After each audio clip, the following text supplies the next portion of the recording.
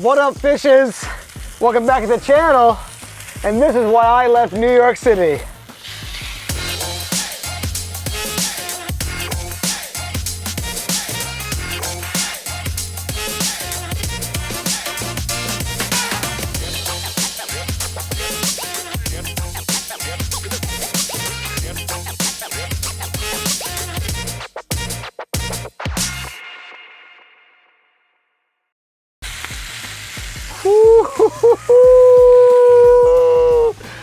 Baby! Gotta get those gains, those sushi gains.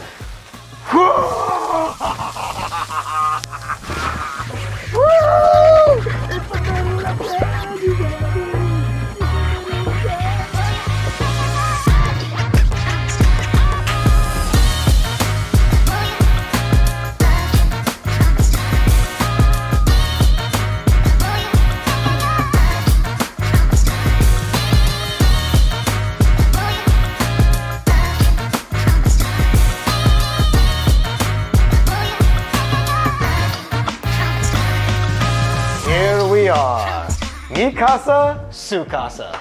And this is why I moved to Florida. And you didn't see, but behind you, you took an elevator, which I didn't have in New York City. So the first thing, my bikes, as you can see, love my bikes. In New York City, I had to rent a storage space 3 blocks away just to store this bike because it was too heavy and the stairs are too tight on my 4th floor walk up. So now having my bikes in here, and also safe, because you put on the streets, all this is gonna be removed immediately. And everything I'm doing today, I'm comparing to my East Village apartment. So if $2,400 is what I was paying in New York, and this one is $1,900, my other apartment was like 350 square feet. This one's like almost 1,000, it's like 930 something. That's where the magic happens, they say in cribs. My closet, it's not very nice, but ta-da! This apartment came with this, which is amazing. There's a jacuzzi in here, and there's a waterfall shower. Having a real kitchen is important. In New York, you don't have a real kitchen unless you have money. And the reason why I really got it is in Manhattan, if you have a south side facing view, you'll have the sunlight, which means you're loaded. So south side with direct sun, that is the ideal apartment you want in Manhattan. And look at this, for $1,900 a month. A balcony. There she is, the SS Bou.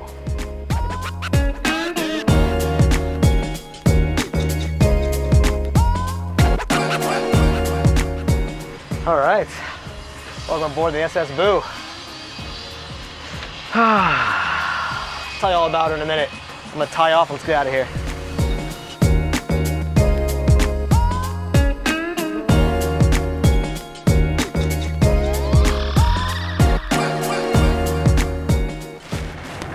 Let's do this. Oh, this is gonna be good. Welcome to my happy place.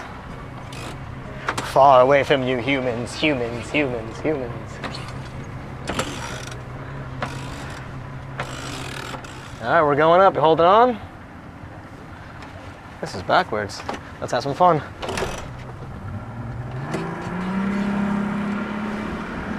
Ready to see my afro get big?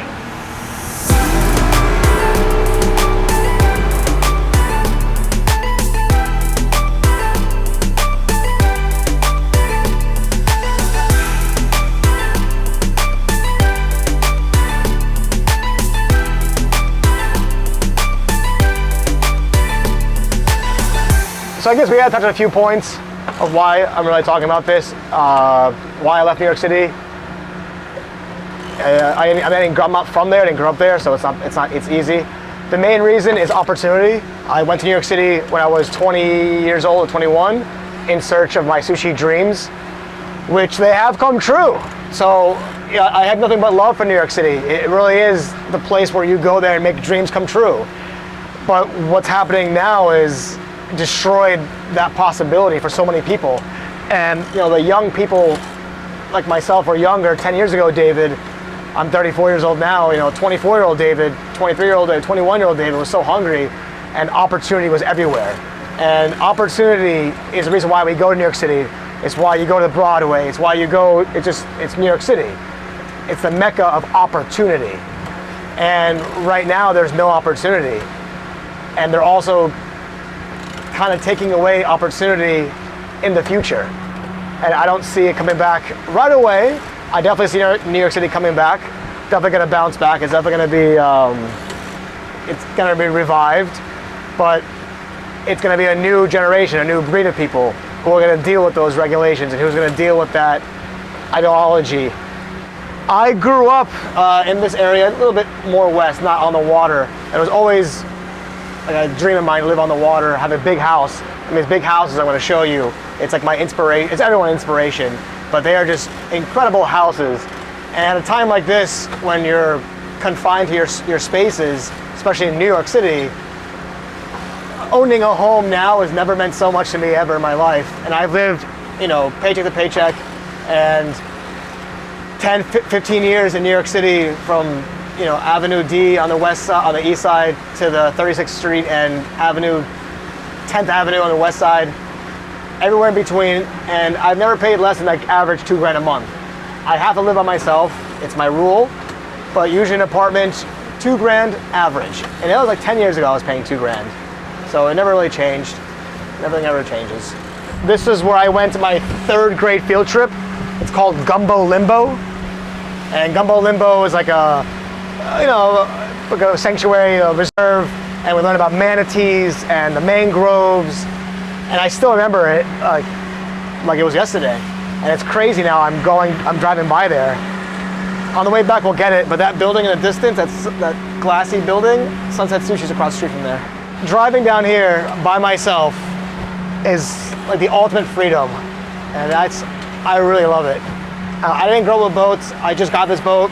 I bought it during COVID. I bought it during the pandemic. And while I was in like super quarantine lockdown. So I got a good deal. And then ironically, a month later, boats and RVs in Florida skyrocketed. Imagine owning one of these homes. These homes are incredible. That's my new realistic goal. And to see these homes now every day when I ride my boat, can you imagine being in a pandemic and living there with your family? If you've been paying rent like me for the last 10 or 15 years in Manhattan, you spent over $200,000, $300,000. And that's one of these cheap houses actually that aren't built up. But not even that, this is on the water. This is like the expensive. You can live for super cheap. My apartment is $1,900, that's on the water with a boat dock. And the view, our apartment below me is a 2-bedroom, and that's for $1,750. So you and your buddy, whatever, for $800, $900 a month, you could split that. And I get it, Florida, what's there to do? It's hot. Well, New York's cold, so I don't want to hear the hot excuse. But there's nothing to do in New York. There's no bars, no restaurants, there's no nightlife, there's no museums, there's no clubs, nothing. And we're doing the safest thing possible. We're around nobody. That house is crazy. Look at that. So here, that house, that's a version of the old houses. But that house can be knocked down and you can put those houses on that lot. This is like Rick Ross right here, Rich Forever.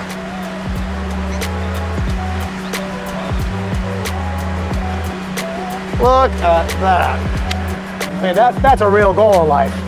I can be 44, have that house, I'm set. I'm gonna go longboarding in the morning, go for a skate, go for a jet ski ride. And if there's a pandemic, God willing, my family's healthy, and we all live there.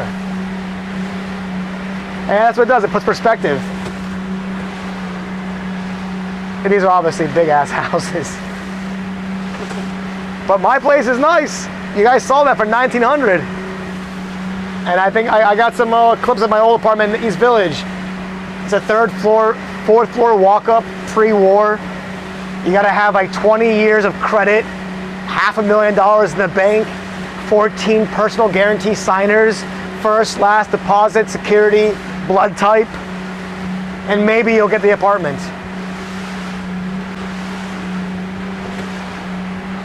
Look at these houses.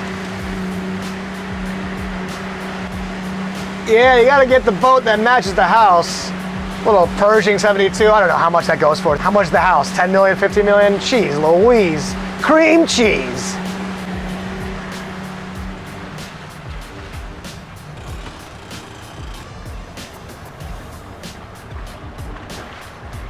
The name of the boat is awesome too.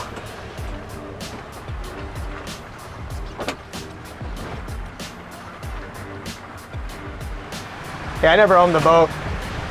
And to be around like this community, is you guys surround yourself with this different kind of wealth. I mean, I knew New York people, those angel investors, those people, those penthouses in the high rise, but even they get a bigger bang for their buck. Like my apartment I just showed you, it literally is a $2 million apartment on Park Avenue on the 40th floor, that 1,000 square foot. Probably 1.8, $2 million if it's brand new for that.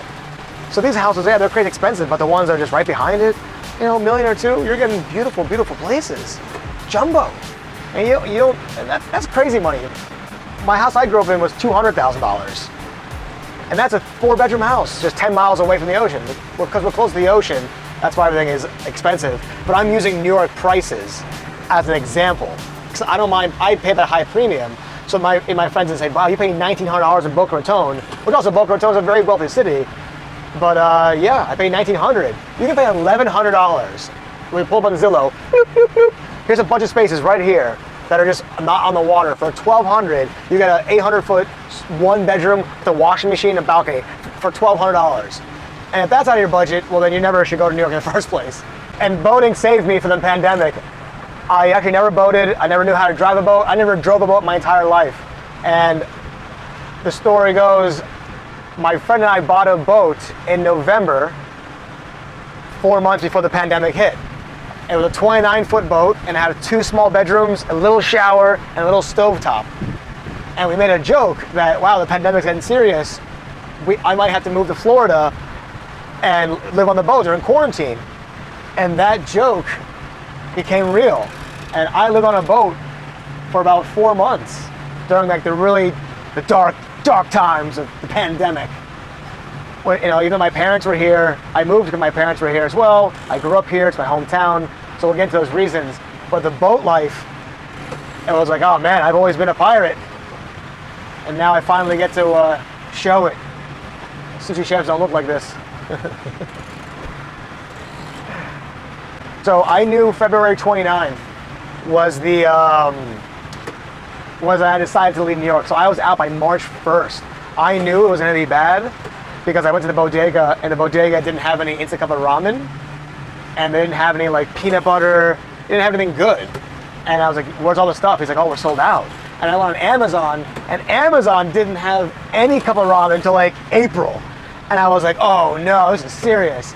And growing up in Florida, right here, we get hurricanes. That's why we call it the Miami hurricanes. You know, we get hurricanes 10 times a year, more. Some are lethal, some don't do anything. And we are used to living 2-3 weeks without power, with a generator, with food, with coolers. And that lesson is like modern day survival. And I was in Florida when Hurricane Sandy, or Floyd, I think Sandy, hit New York and Rockaway. Yeah, Sandy. I was there in New York when Hurricane Sandy hit New York. I was on 32nd Street and 9th Avenue on the west side. And I watched the power go out in multiple parts of the city. And I thought I was next. I had a hurricane party. And I woke up hungover with my power still working, while half of New York had no power. Just to see what a little hurricane did to New York, I always knew in the back of my mind, whether, God forbid, a terrorist attack or a natural disaster, New York City is just too many people. It just doesn't mathematically, and they're not prepared. All you have in your fridge is enough for like 48 hours of food. And in Florida, you have a car, you have Costco, you can buy things, you can prepare. So I bought a one-way ticket March 1st, and I left. And I got a little flack from my company. I didn't know, I was like, listen, I'm gonna go, it's my dad's birthday, which it was. So I was like, I'm out of here. I'll be back in 2 weeks, or a week, whatever, if it gets better. And that's when I flew down and living on the boat. So I kind of did play out my little dream there, living on a boat with my buddy. And that began, and then by March 10th, around that time, whatever it was, that was it. Reservations just started dropping like crazy, and it was time to call it. Restaurants were now closing. We didn't know what was going on. by March 15th, March 20th, by April, that was it. It was clear as day that things aren't going to go well. Here we go.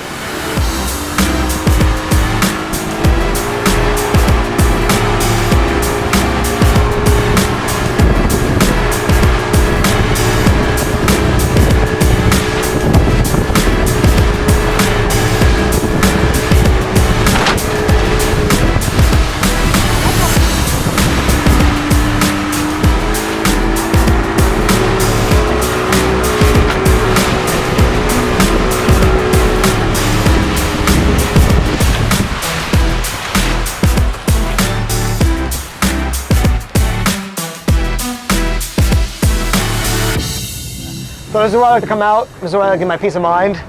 In New York City, you cannot be alone. You only be alone in your bathroom, if you're lucky. Yeah, this is the ultimate freedom.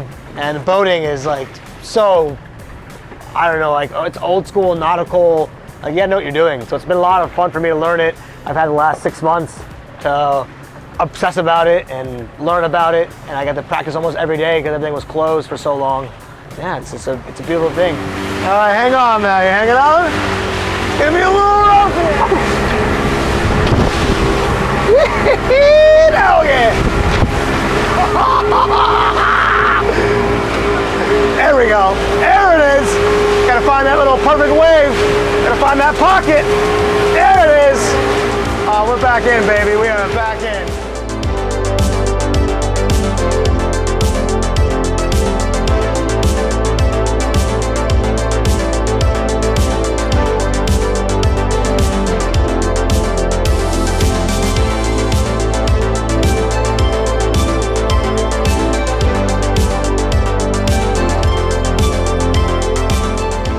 Fantastic. Oh, the sunset. Oh, I think I'm in a tropical island far, far away. Got some nice Publix New York strip steak. How to do it.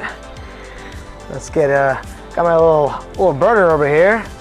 I'm out here in the wild, surviving here in the wild, mate. Do one at a time. Simple and easy.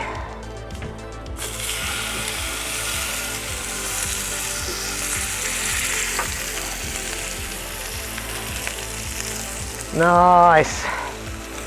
Real nice.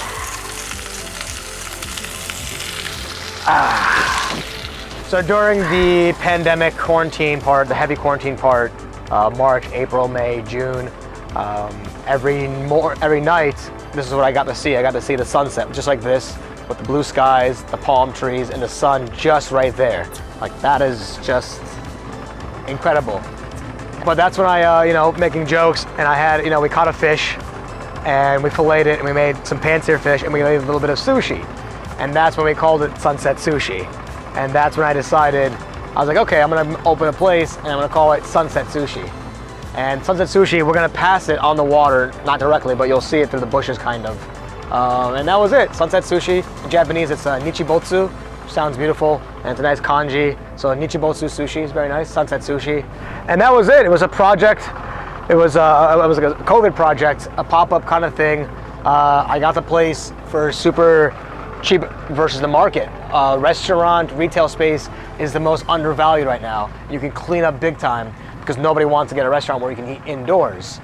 But getting things, obviously things are gonna get better, so it's a good investment.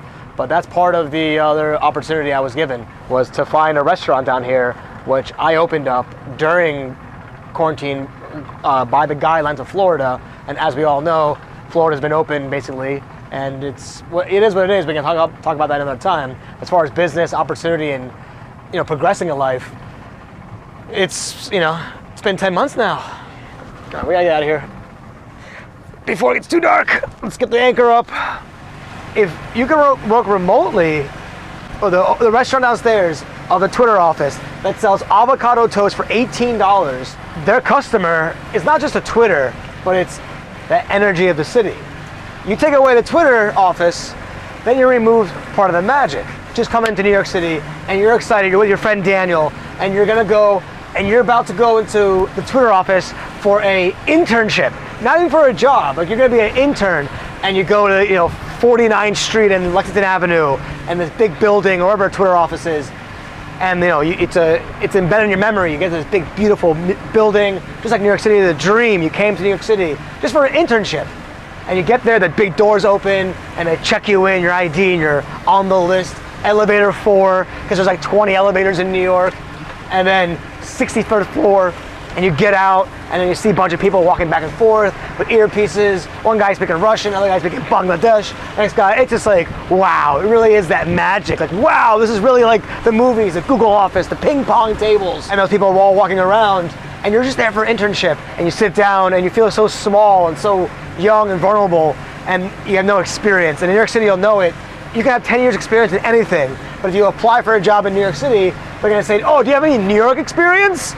What does that mean? Like, you have to have New York, like, oh, you gotta know how to be, part of my French, you gotta know how to be shit on. So Daniel goes, how did it go? And he goes, I got it, I got the internship. Right next to the Twitter place is the avocado toast place. And I use that example because avocado toast is $18. It costs like $1.50 to make it, and it's very, you know, carb friendly, and you know, it's just avo toast. It's New York City, brah. So they go into this place, which happens to have avocado toast, but it does brunch. It has a cute outdoorsy place. It's a powerhouse. It's in Midtown. It seats 100 people. Very busy restaurant. Timothy and Daniel sit down at the bar. Daniel goes, bartender. Oh, look at that sunset. And Timothy goes, bartender, 2 shots. And the bartender is like, great, whatever, here's 2 shots. And Timothy and Daniel are at the bar. This happening in a cool restaurant that sells avocado toast. Place is kind of busy. It's like 2:15, dying down a little bit.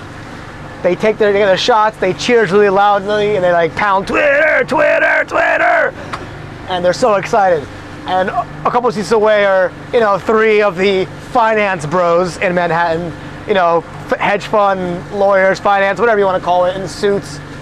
And they happen to overhear they're about 30 years old. They hear these 2 young guys. Oh, what are you celebrating?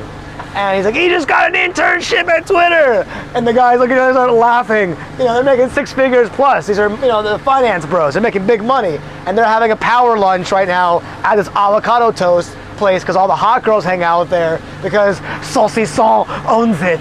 And they're serving the le manger dish and the avocado toast. And that's my future boat as I tell this story. So Timothy and Daniel, these guys are like, oh, we celebrate, and they laugh. Oh, your internship, that's funny. Bartender, another round. Oh, Patron, the good stuff, or Don Julio. That's what everyone loves on me. And Dan and Timothy are like, oh my God, no way. And this is like the show Billionaires, blah, blah, blah. And all of a sudden, Timothy and Daniel are hanging out with these 3 wealthy guys. They shoot their shots down, and the bro's like, what are you kids doing now? And they're like, nothing, man. We just came here for an hour and a half away from, you know, Far Rockaway Beach or Queens or something. They go, come out with us. And then the kids go out with them, and they party, and they have dinner. They bring them to the hottest places in New York. And Timothy and Daniel are hanging out with these guys till midnight.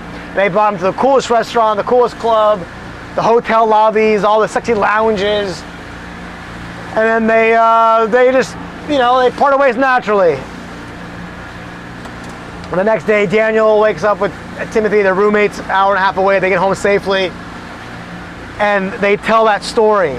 And that's the magic, is that, well, it's a weird way of putting it, but that those guys were at that bar day drinking because of the hype of that restaurant and the avocado toast. And because it's next to Twitter's office, it's this energy, that is this networking power, that story is actually true for a lot of people. And for myself, my sushi journey of the people I've met, from the personal investors to the angel investors, the hedge funds, and this house right here, wow.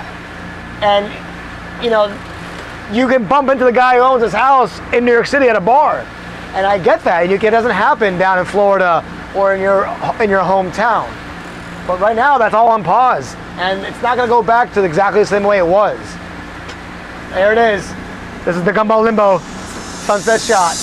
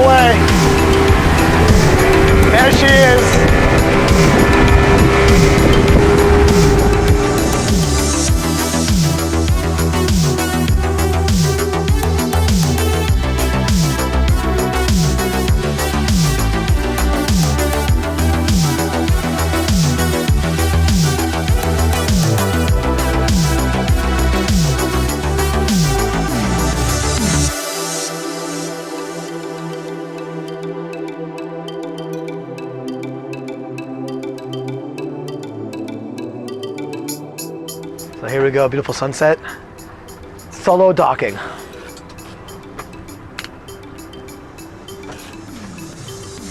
So we're gonna go all the way to the end of the canal and then do a nice big U-turn. This is a $10 million house. I get the $1 million view as you saw before. This is my building. Nothing fancy, but you saw the inside.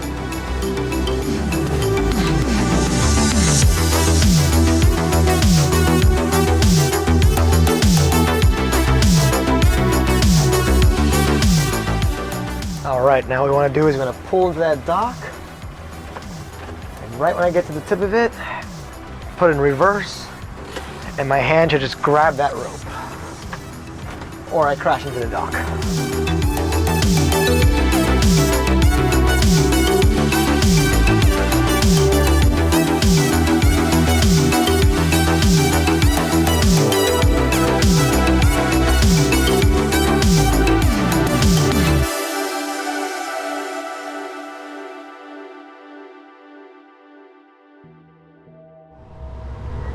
Alright guys, if you like that episode and you want to see more, you gotta subscribe, ring the bell, thumbs up, all the bubbles in the world.